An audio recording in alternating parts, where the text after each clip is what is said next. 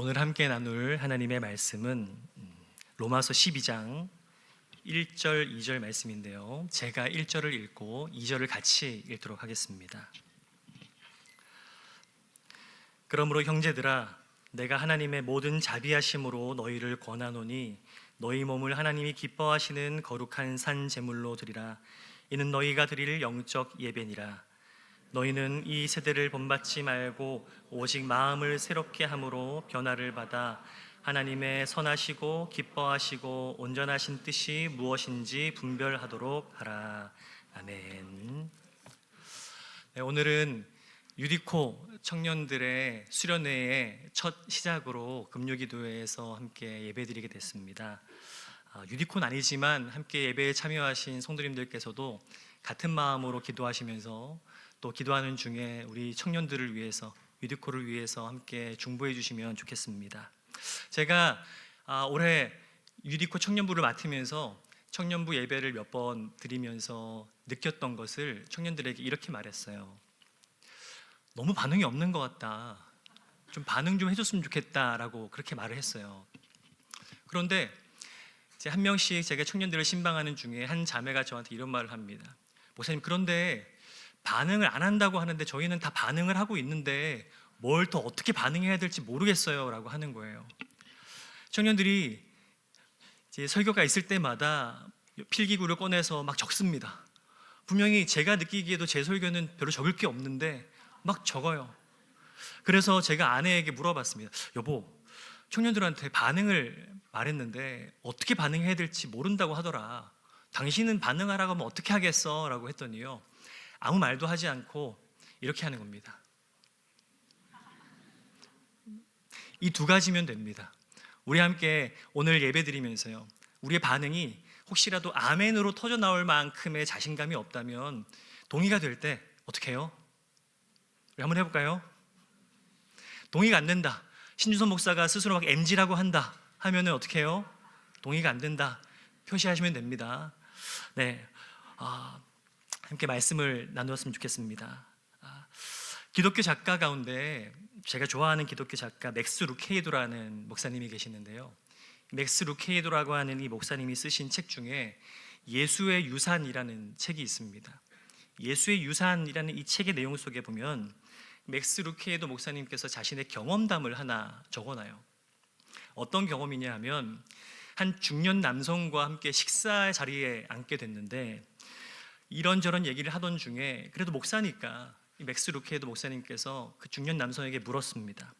요즘 당신에게 있어서 신앙을 한 단어로 정의한다면 뭐라고 정의할 수 있겠어요? 라고 물었습니다. 그랬더니 이 남성이 이렇게 대답했다고 해요. 답보 상태. 한마디로 제자리 걸음을 하고 있다는 겁니다. 그 남성은 신앙생활을 한 지 20년이 넘은 사람이었어요. 꽤 오랜 시간 동안 신앙생활을 하고 있었던 사람인데 자기가 자기를 바라봤을 때 신앙생활에 있어서 전혀 진전이 없다는 겁니다. 뭔가 좀 나아지는 기색이 있어야 되는데 늘 그 자리에서 답보 상태, 제자리 걸음만 하고 있는 그런 자신을 느끼면서 자기 자신에게 물었다고 해요. 왜 이렇게 신앙생활이 지지부진하지? 도대체 누구가 문제인가? 내가 문제인가? 아니면 교회가 문제인가? 아니면 하나님이 문제인가? 뭐가 문제지? 그러면서 급기야 교회를 옮겨야 되나라는 생각까지 했었다는 것을 그 맥스 루케이도 목사님의 일화 속에서 들려줬습니다. 저는요, 비슷한 고민을 들었던 적이 있습니다. 제가 한 은퇴 권사님을 신방했던 적이 있는데요, 이전 교회에서 한 은퇴 권사님을 신방하면서 그 권사님께서 이렇게 말씀하시는 거예요.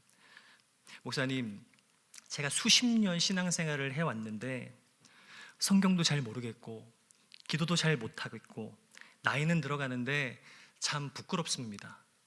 점점 하나님 앞에 서게 될 날이 다가오는 것 같은데 내가 하나님 앞에 설 날이 두렵습니다. 그런 얘기를 하시는 거였어요. 권사님은 자신의 답답함을 저한테 얘기하셨던 거죠. 저는 그 얘기를 들으면서요, 제 자신도 비슷한 경험이 있기 때문에 그런 이야기에 대해서 충분히 이해가 됐어요. 제가 전도사가 되고 강도사가 되고 목사가 되면서 전도사에서 강도사가 되면 좀 더 신앙이 좋아질 줄 알았고, 강도사에서 목사가 되면 뭔가 좀 더 업그레이드가 될 줄 알았는데요, 계속 설교하고 예배를 인도하고 사람들 앞에서 만나고 사역하면서 이끌어 나갈 때마다 문득 드는 생각은 뭐였냐면, 나는 지금까지 뭐 했나 였어요. 왜 나는 늘 같은 자리에 있는 것 같지? 라는 그런 생각으로 뭔가 잘하기보다는 끊임없이 제자리 걸음을 하고 있는 것 같은 생각들을 할 때가 많이 있었기 때문에 저는 충분히 공감이 됐습니다.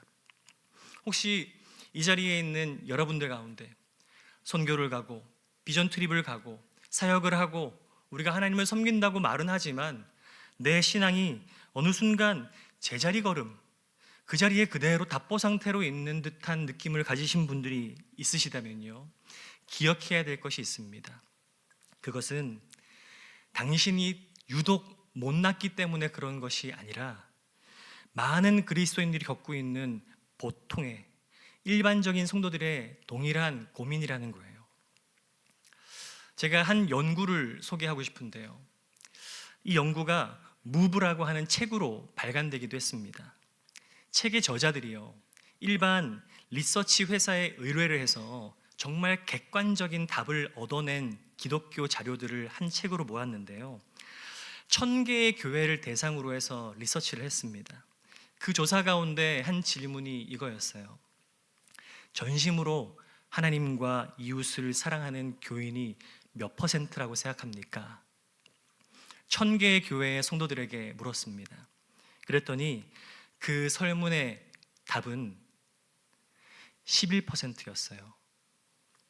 여러분 생각해 보십시오. 내가 병원에 갔는데 10명 중에 1명만 병이 낫는다라고 생각해 보면 그 병원은 환자들에게 소망을 주는 병원일까요? 절망을 주는 병원일까요?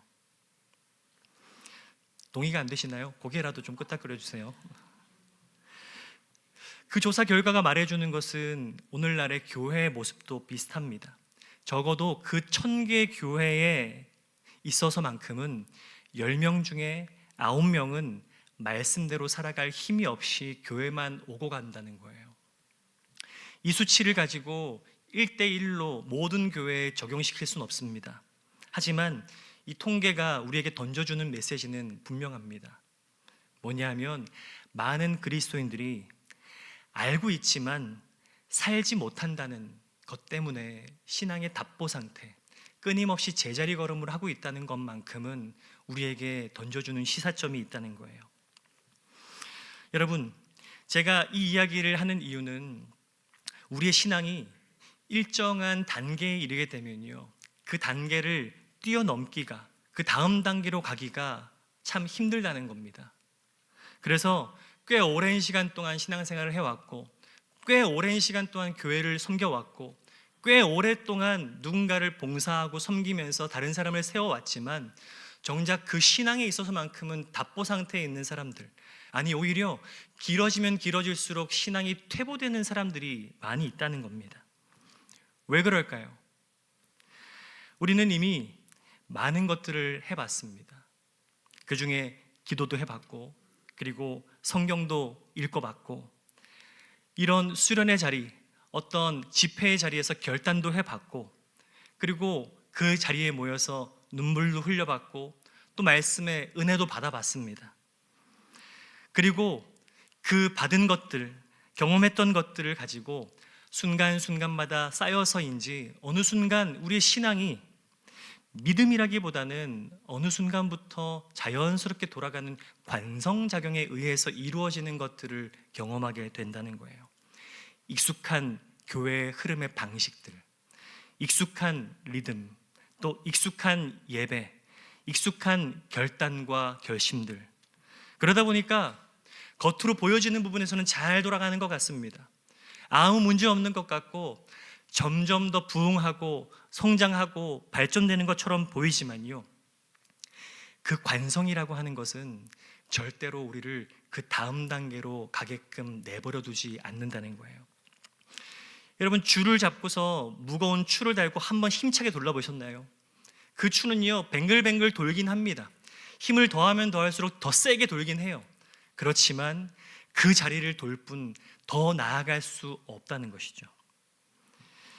그것이 바로 관성이라는 겁니다. 우리의 관성적 신앙이 생기는 자리에서는요, 절대로 우리의 제자리 걸음을 놓아주지 않아요. 그냥 계속 그 자리에서 맴돌게 만드는 것이 우리의 신앙의 답보입니다. 제가 이제 꿈꾸는 교회 온 지 이제 2달 정도가 됩니다. 2달 되면서 사부 예배를 드리면서 느끼는 것은 꿈꾸는 교회는 정말 성도들 간에 배려가 많다는 것을 느껴요. 어디서 그 지점을 느끼냐면요, 성도들이 서로 앞다퉈서 뒷자리부터 앉으려고 해요. 앞자리는 내가 아니라 늦게 오는 사람들이 은혜 받는 자리로 그렇게 밀어주면서 어떻게 하든지 앞에는 늦게 오는 사람들이 앉을 수 있게끔 그렇게 배려해 줍니다. 예수님께서 상석에 앉지 말라고 하셨죠. 그래서 스스로 말석으로 가는 거예요. 뒷자리로, 구석으로 그렇게 숨어듭니다. 좋아요. 저는 그런 배려도 충분히 우리에게 소중한 배려라고 생각해요. 하지만 배려가 우리 신앙에서의 처음에는 배려라고 생각하고 처음에는 누군가를 위한 것이라고 생각했던 그것들이 하나씩 반복되면서 우리에게는 아무런 생각 없이 이루어지는 행동들, 그때부터는 배려가 아니라 관성이 된다는 겁니다.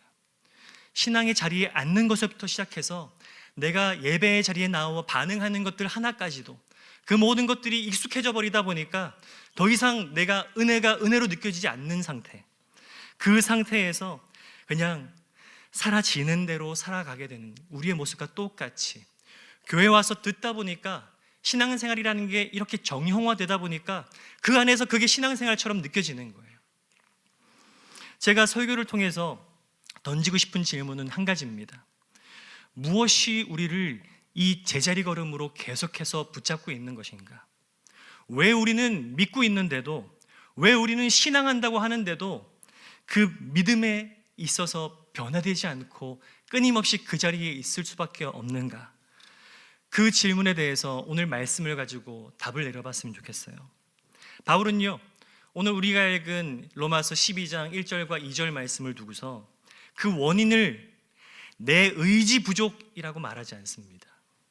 바울은 지금 우리가 그 관성적인 신앙, 은혜를 받은 삶임에도 불구하고 그 자리에서 계속해서 우리가 해왔던 대로 살아갈 수밖에 없는 그런 삶의 모습을 두고서 이 세대의 틀이라고 하는 것에 대해서 집중해요. 오늘 읽은 본문 로마서 12장 1절 2절 말씀을 보면요, 그 지점을 가지고 우리를 붙잡습니다. 바울은 우리에게 더 열심히 하면 그 자리에서 벗어날 수 있을 거야, 조금 더 애써 보면 그 자리에서 떠나갈 수 있을 거야 라고 그렇게 말하지 않아요.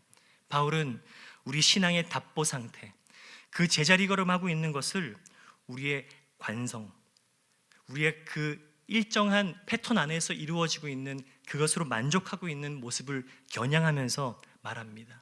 2절 말씀을 보시면 이렇게 말해요. 너희는 이 세대를 본받지 말고 오직 마음을 새롭게 함으로 변화를 받으라 라고 합니다. 여러분, 이 말씀은 우리에게 정말 단순하게 말해주고 있어요.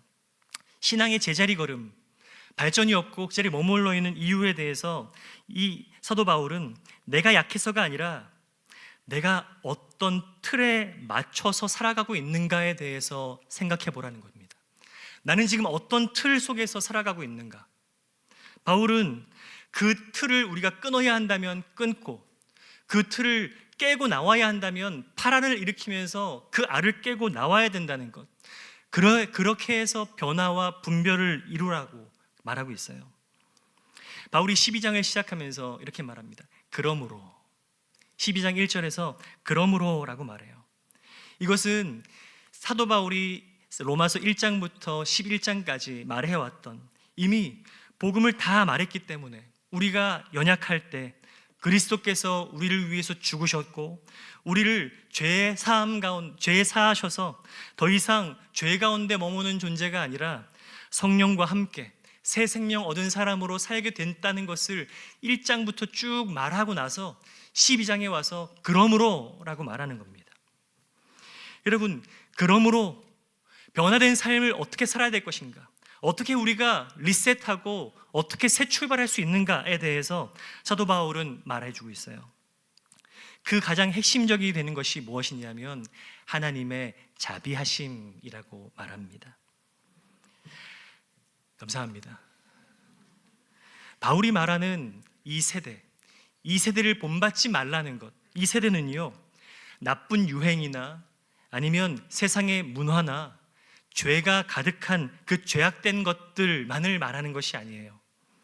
물론 그것들도 말하겠지만 사도 바울이 말하는 이 세대를 본받지 말라고 하는 이 세대는 무엇이냐면요, 일종의 더 깊은 의미에서 운영체제라고 생각하면 됩니다. 여러분, 운영체제. 여러분, 많은 스마트 기기를 활용하고 우리가 여러 가지 기기들을 활용하면서 운영체제라는 표현에 익숙할 거예요.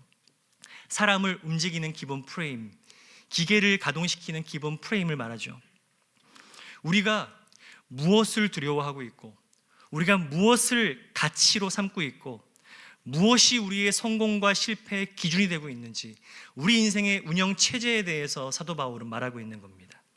그 기준이 바로 이 세대가 제공해주고 있는 것인지, 아니면 이 세대가 제공해주고 있는 그 운영체제를 넘어선 것을 우리가 따라가고 있는지, 그걸 말하고 있어요.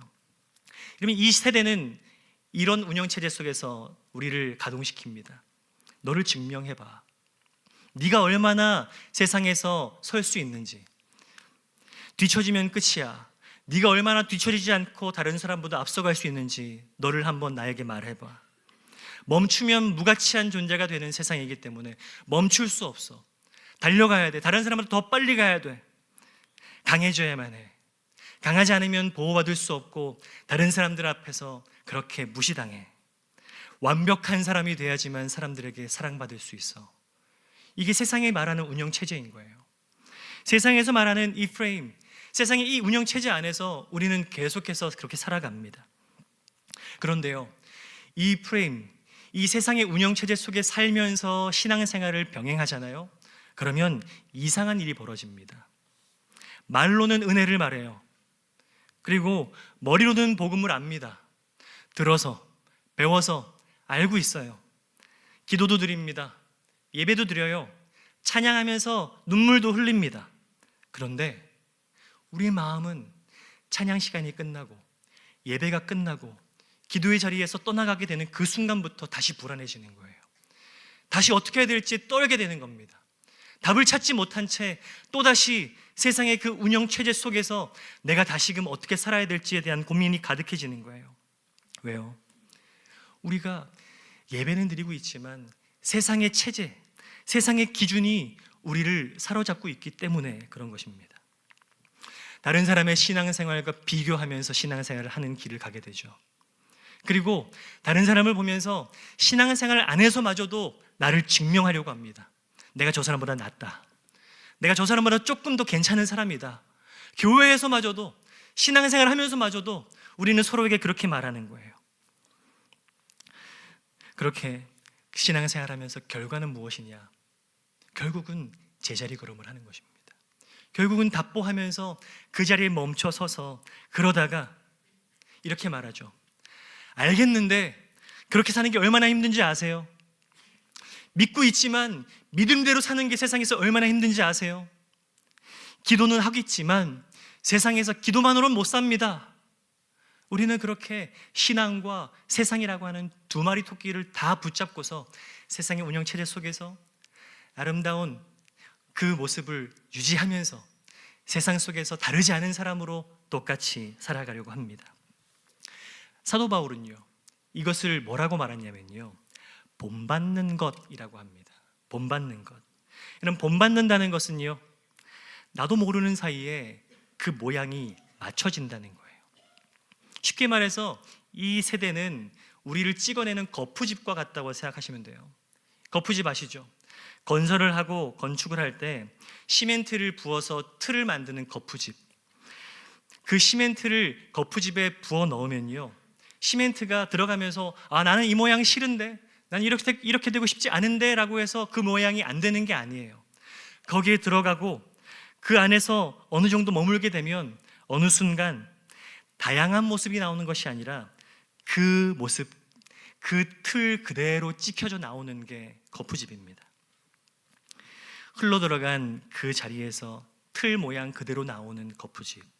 한번 굳어지면 그 모습이 더 이상 바꿀 수 없는 내 모습이 돼서 그걸 깨트리거나 그것을 깨서 부셔뜨리지 않고서는 다시 바로잡을 수 없는 그런 거푸집. 사도 바울이 말하는 이 세대를 본받는다는 것은 그런 겁니다. 내가 작정하고 이 세대를 닮아가야지, 그래서 닮아가는 게 아니라 어느 순간 매일매일 흘러들어가는 세상의 그 자리자리마다 어느 순간 나도 모르게 그 세상의 자리로 앉게 되고 서게 되고 함께 따라가면서 그 속에서 천천히 자연스럽게 스며들어서 굳어버리는 거죠. 사도 바울은 그래서 본받지 말라는 거예요. 조심하라는 경고를 하는 것이 아니라 사도 바울은 지금 그 틀에서 나오라는 것입니다. 그 틀에 들어가 있지 말고 그 틀에 들어가서 난 이건 싫은데 라고 말하는 것이 아니라요, 나오라는 거예요. 너희는 그 틀에 맞춰져서 살 사람들이 아니라 그 틀을 너희의 인생의 기본값으로 살지 말라고 말하는 것이 지금 사도 바울이 말하고 있는 내용입니다. 여러분, 우리 신앙의 가장 큰 문제는요, 열심에 있지 않습니다. 좀 더 열심을 내보자, 좀 더 열심히 해봐, 이런 열심이 우리 신앙의 문제가 아니에요. 우리 신앙의 가장 큰 관건은요, 우리가 되돌아가게 되는 그 기본값이 어디에 있느냐, 우리는 어디로 돌아가야 되느냐에 대한 그 기본값조차도 지금 혹시 잃어버린 것은 아닌가에 대한 문제를 우리 스스로 생각해 봐야 됩니다. 아까도 말했다시피 여러분, 스마트 기기, 제 핸드폰이 좀 오래돼서요, 한 번씩 멈출 때가 있어요. 참 난감합니다. 뭐 이것도 해보고 저것도 해봐요. 핸드폰이 멈추면 제일 먼저 뭘 합니까? 앱을 지워보기도 하고 저장 공간을 확보해보기도 하고 설정에 들어가서 이것저것 해보기도 합니다. 그래도 안 되면 마지막 남은 게 뭔지 아세요? 리셋하는 거예요. 다시 바꾸는 겁니다. 그런데 그렇게 재시작, 리셋을 한번 하면은요, 또 멀쩡해져요. 왜 그럴까요? 그 기계가 망가져서가 아니라 그 기계는 지금 운영될 수 있지만 너무 많은 것이 켜져 있고 너무 많은 것이 쌓여 있다 보니까 그것을 감당할 수가 없어서 다시 기본값으로 돌아가야 되는 그런 상태라는 거죠. 여러분, 디폴트라고 합니다. 그 기본값. 그런데요, 우리 영혼에도 기본값이 있어요.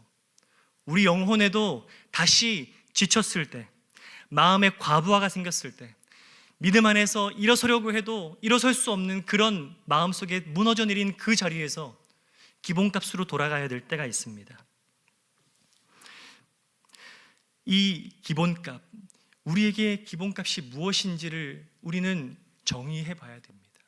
혹시라도요, 우리가 돌아가게 되는 이 기본값이 이 세대라면 문제가 있습니다.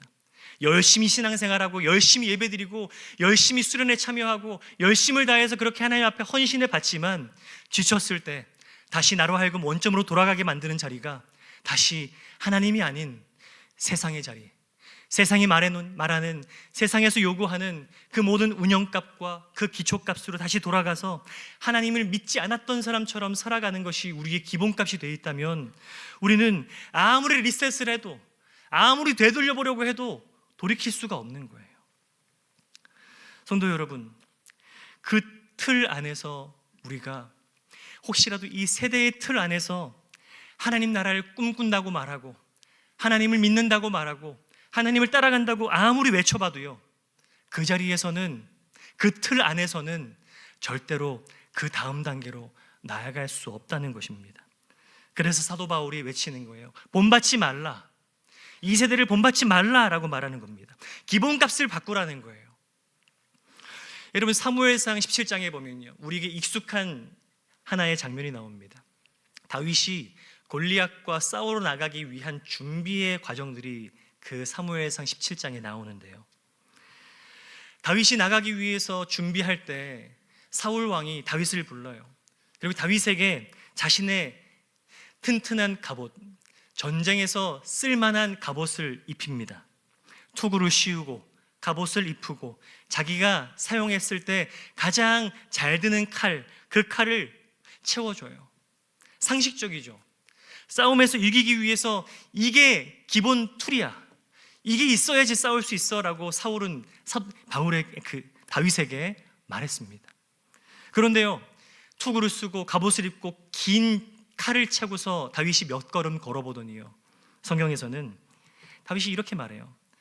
나는 이것이 익숙하지 못하니 입고 가지 못하겠습니다 하고서 다 벗어 제끼는 거예요. 아니, 싸움에 나가기 위해서 이게 없이 싸울 수 있다고? 이것마저 없이 싸우겠다고? 라고 아마 사울은 의아했을 것입니다. 그 갑옷은요, 단순히 철갑으로 된 그 철갑을 의미하는 것이 아니라 이기기 위한 그 시대의 상식이었던 거예요. 이기기 위한 상식, 승리를 위한 상식, 성공을 위한 상식, 우리가 가지고 있는 그 세상의 기본적인 운영 체제였던 것이죠. 그런데 그 방식을 다윗은 버렸습니다. 아니, 다윗이 생각할 때 그 칼과 창과 갑옷과 투구, 그 시대에 승리할 수 있는 요건이라고 하는 그 세대의 상식이 오히려 다윗에게는 거추장스러운 것이었어요. 다윗을 살리지 못한다고 생각했습니다. 그걸 가진다고 해서 내가 승리하고, 그거 가지지 못한다고 해서 승리하지 못하는 그게 아니었던 거예요.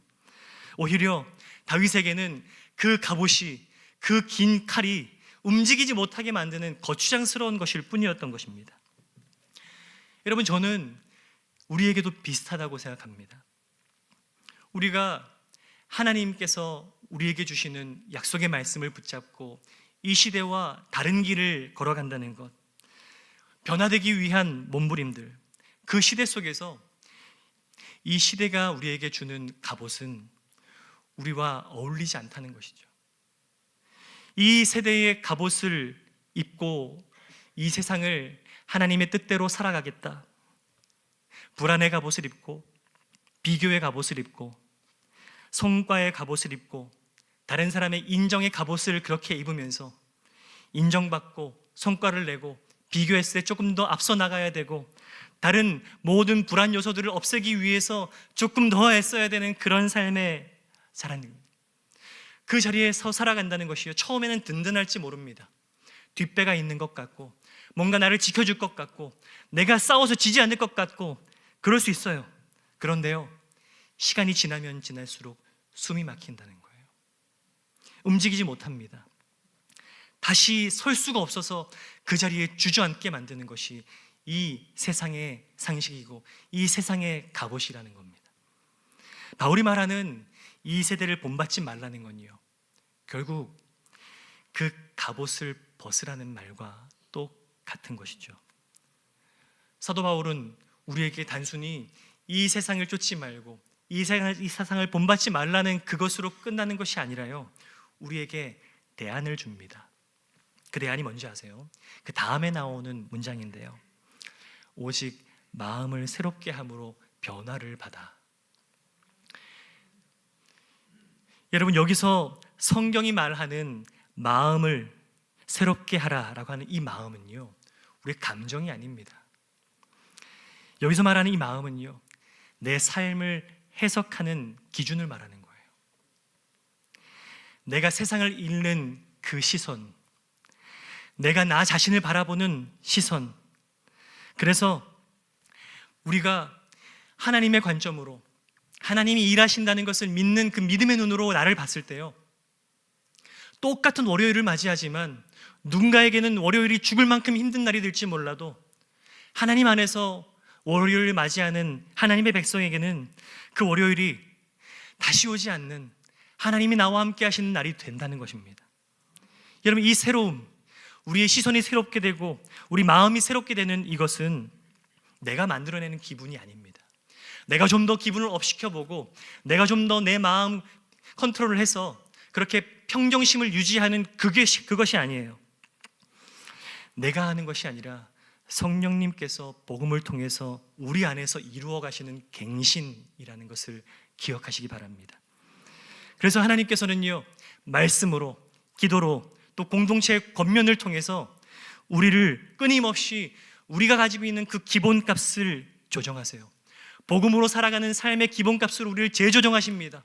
우리를 만지시고 깎으시고 다듬으시면서 우리 안에 우리가 살아갈 때 혹시라도 무너지는 그 자리에서 다시 기본값으로 돌아가야 된다면 거기 세상의 자리가 아니라 하나님 앞에 엎드리는 자리로 우리를 초대하시기 위한 재설정으로 우리를 끊임없이 초대하시는 것입니다. 사도 바울은 말합니다. 너의 결심을 한 번 더 얻는 것이 아니라 너의 삶의 기준을 바꾸라고요. 다시 말해서 우리가 삶의 그 프레임을 가지고 있다면 이 세대의 프레임은 우리를 증명하는 것이지만 복음의 프레임은 우리를 향한 하나님의 자비를 말하고, 이 세상의 프레임이 사람과 사람 사이의 비교를 말한다면요, 복음의 프레임은 내가 누구인지에 대한 정체성을 말하고, 이 세상의 프레임이 우리에게 끊임없이 불안을 불어넣는다면 복음의 프레임은요, 우리의 삶에 하나님의 신실하심을 더 믿고 의지하게 만드는 것입니다. 여러분, 이것은요 단순히 긍정적인 사고를 말하는 게 아니에요. 잘 되는 나, 긍정적으로 사고하고 뭐든지 잘 될 것 같은 마음을 품으라는 그런 메시지가 아닙니다. 자기 최면을 걸라는 말도 아니에요. 여러분, 신앙은 그런 게 아닙니다. 우리의 마음에 새로워진 그것은 하나님이 우리의 삶에 주시는 새로운 현실이라는 겁니다. 현실과 동떨어진 것이 아니라 우리의 삶에 이루어 가시는 하나님의 새로운 현실을 우리가 마주하게 되고 그 현실 속에서 하나님과 동행하며 살아가는 것, 그것이 우리 믿음이라는 거예요. 그래서 사도 바울은요 12장 1절에서 이렇게 시작합니다. 그러므로 형제들아, 하나님의 모든 자비하심으로 너희를 권하노니, 하나님의 모든 자비하심으로 너희를 권하노니라고 말해요. 여러분, 새 마음의 출발점은요 내 의지, 내 마음의 결단이 아니라 하나님의 자비하심 가운데 이루어지는 전적인 하나님의 은혜라는 것을 사도 바울은 말합니다. 내가 지금 답보 상태여도, 내가 지금 제자리 걸음을 하고 있어도 하나님은 절대 나를 버리지 않으신다는 거예요.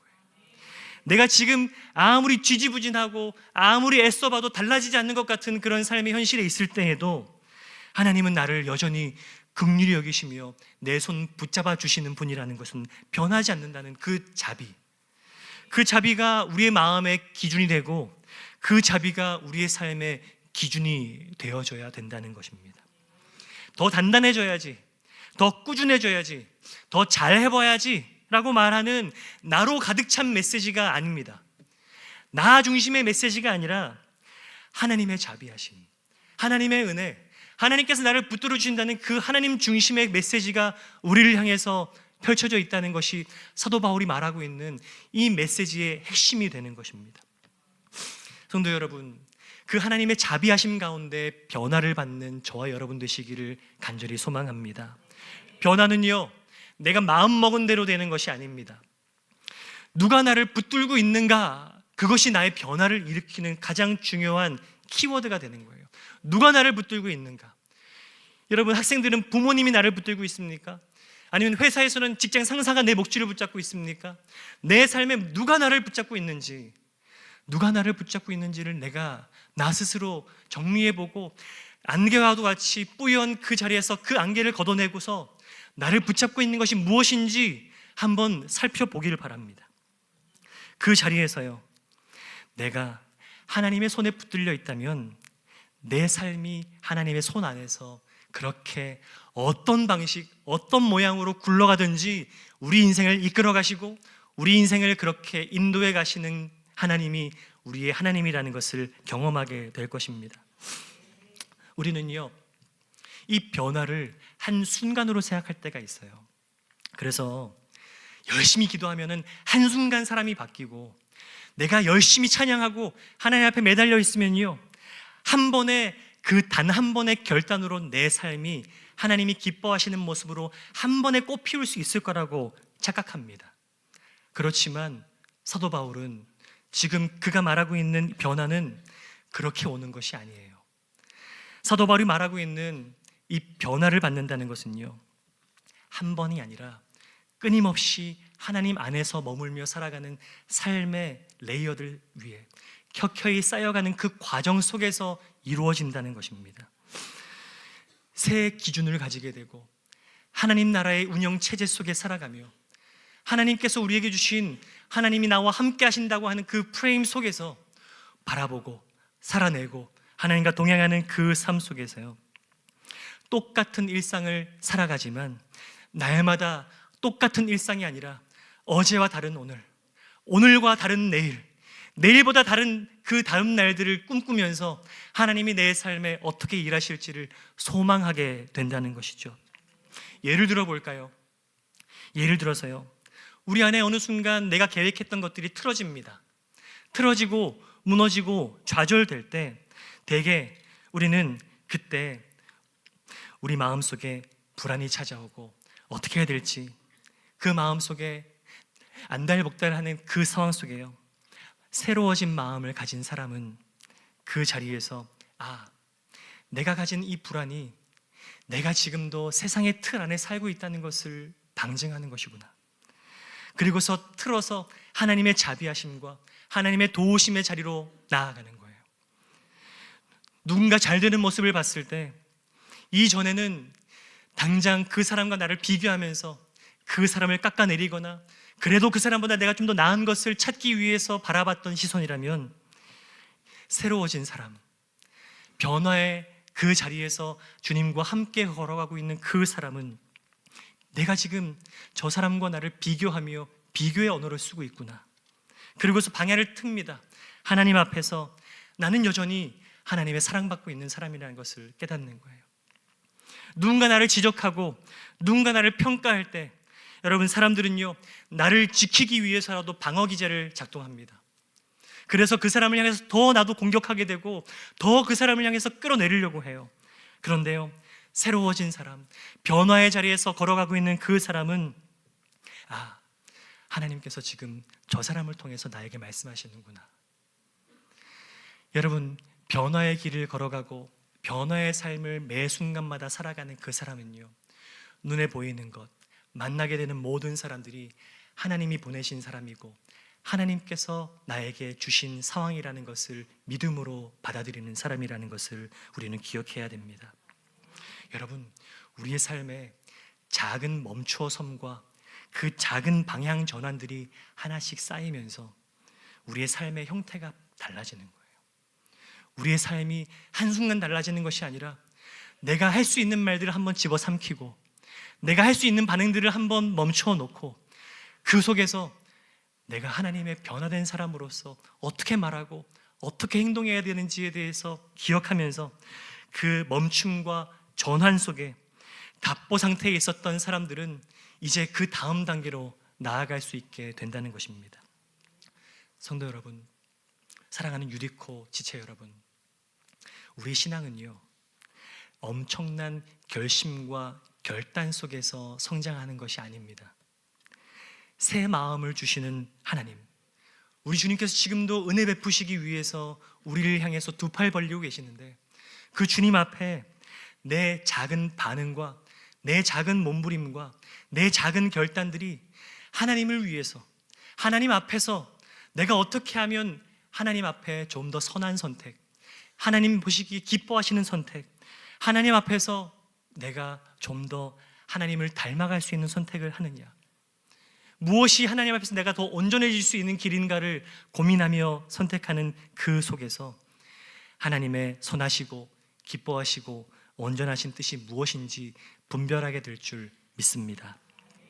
사랑하는 유디코 꿈꾸는 교회 성도 여러분, 말씀을 맺으려고 합니다. 우리에게는요, 하나님께서 주신 삶의 자리가 다 다릅니다. 삶의 자리마다, 또한 걸어가는 길마다 하나님께서 우리에게 주시는 은혜가 있어요. 여러분, 이 이야기만 하고 마치도록 할게요. 제가 이 김포로 와서 가까이에 있는 강화도를 한번 검색하고 찾아봤는데요, 강화도에 저는 딱 한 번 가봤습니다. 근데 강화도에는요, 세 개의 강이 만나는 하구가 있다고 해요. 알고 계신가요? 한강과 임진강과 예성강, 이 세 개의 강의 하구 맞은편이 강화도입니다. 모르셨나요? 강화의 뜻이 뭔지 아세요? 강자에 영화로울 화자입니다. 강의 영광, 강의 영화라는 거예요. 여러분, 강에게 무엇이 영광입니까? 강에게 무엇이 영화일까요?